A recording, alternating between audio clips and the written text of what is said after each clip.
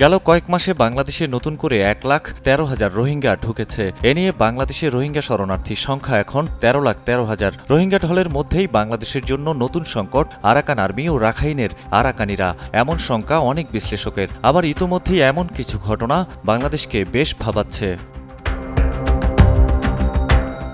বান্দরবান জেলার থানচি উপজেলার রেমাক্রি মিয়ানমার সীমান্ত থেকে বাংলাদেশের 10 কিলোমিটার ভেতরের এই জায়গায় আরাকান আর্মির সদস্যরা স্থানীয় রাখাইন সম্প্রদায়ের সঙ্গে জলকেলি উৎসবে যোগ দিলে বাংলাদেশে ব্যাপক চাঞ্চল্যের সৃষ্টি হয়। এই পথ দিয়ে আরাকান আর্মির অবাধ চলাচলের বিষয়টি স্বরাষ্ট্র উপদেষ্টার মুখেও স্পষ্ট হয়। তিনি বলেন, আরাকান আর্মির অনুপ্রবেশ সম্পর্কে যা কিছু বলা হচ্ছে এর পুরোটাই সত্য নয়, আবার পুরোটা মিথ্যেও নয়। আরাকান আর্মির সদস্যরা বাংলাদেশে বিয়ে পর্যন্ত করে ফেলছে।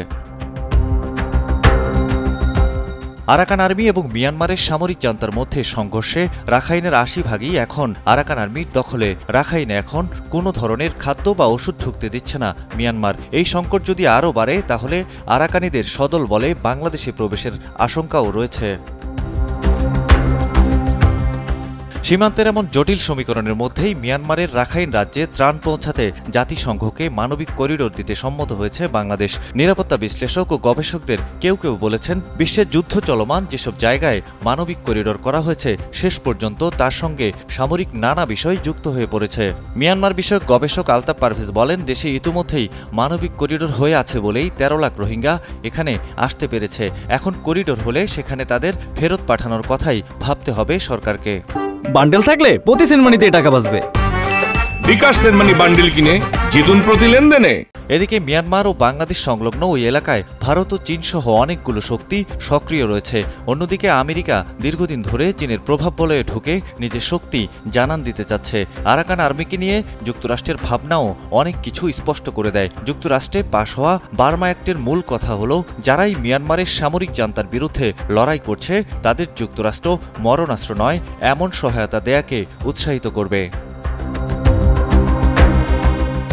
এমন বাস্তবতায় বাংলাদেশের মানবিক করিডোর হলে সেখানে কোনো পক্ষ থেকে আঘাত এলে সামরিক ঝুঁকি তৈরি হবে বলে মনে করেন মিয়ানমারের সিতুয়াতে বাংলাদেশ মিশনের সাবেক প্রধান মেজর অবসরপ্রাপ্ত এমদাদুল ইসলাম। নিরাপত্তা বিশ্লেষক ব্রিগেডিয়ার জেনারেল অবসরপ্রাপ্ত মোহাম্মদ বাইদিস সরওয়ার সতর্ক করে বলেন, যেসব অঞ্চলে যুদ্ধ চলে সেখানে মানবিক করিডোর বা সহায়তা খুবই স্পর্শকাতর, কারণ এর সঙ্গে সামরিক বিষয় চলে আসে। এদিকে মিয়ানমার থেকে আমদানির জন্য বাংলাদেশিদের 2 জায়গায় ট্যাক্স দিতে হয়। সিতোয়েতে মিয়ানমার সরকারকে, আবার নাফ নদীর কাছে আরাকান আর্মিকে ট্যাক্স দিতে হয়। পররাষ্ট্র উপদেষ্টা মোহাম্মদ তৌহিদ হোসেনও সম্প্রতি এমন বাস্তবতা স্বীকার করে নেন। সাবেক রাষ্ট্রদূত মেজর জেনারেল অবসরপ্রাপ্ত ওএম শহীদুল হক বলেন, রাখাইনে জাতিসংঘ কাজ শুরু করলে 2 পক্ষের সম্মতি লাগবে। শুধু আরাকান আর্মির সঙ্গে সমঝোতা করে এটা করা হলে মিয়ানমারের সামরিক জান্তা যদি তখন আকাশপথে হামলা চালায় এতে বাংলাদেশের জন্য ঝুঁকি রয়েছে। মানবিক করিডোর স্থাপন নিয়ে সম্প্রতি বিভিন্ন মহলে যে আলোচনা সৃষ্টি হয়েছে তাকে ভিত্তিহীন ও গুজব বলে অভিহিত করেছেন অন্তর্বর্তী সরকারের প্রধান উপদেষ্টার প্রেস সচিব শফিকুল আলম। শফিকুল আলম বলেন, আমরা স্পষ্টভাবে জানাতে চাই যে বাংলাদেশের সরকার জাতিসংঘ বা অন্য কোনো সংস্থার সঙ্গে তথাকথিত মানবিক করিডোর বিষয়ে কোনো আলোচনা করেনি। আমাদের অবস্থান হলো, রাখাইন রাজ্যে যদি জাতিসংঘ নেতৃত্বাধীন মানবিক সহায়তা প্রদান করা হয় তাহলে বাংলাদেশ কেবল লজিস্টিক সহায়তা দিতে প্রস্তুত থাকবে। আমরা বিশ্বাস করি জাতিসংঘের সহায়তায় মানবিক ত্রাণ কার্যক্রম রাখাইনের পরিস্থিতি স্থিতিশীল করতে এবং শরণার্থীদের মিয়ানমারে প্রত্যাবাসনের পরিবেশ তৈরি করতে সহায়ক হবে।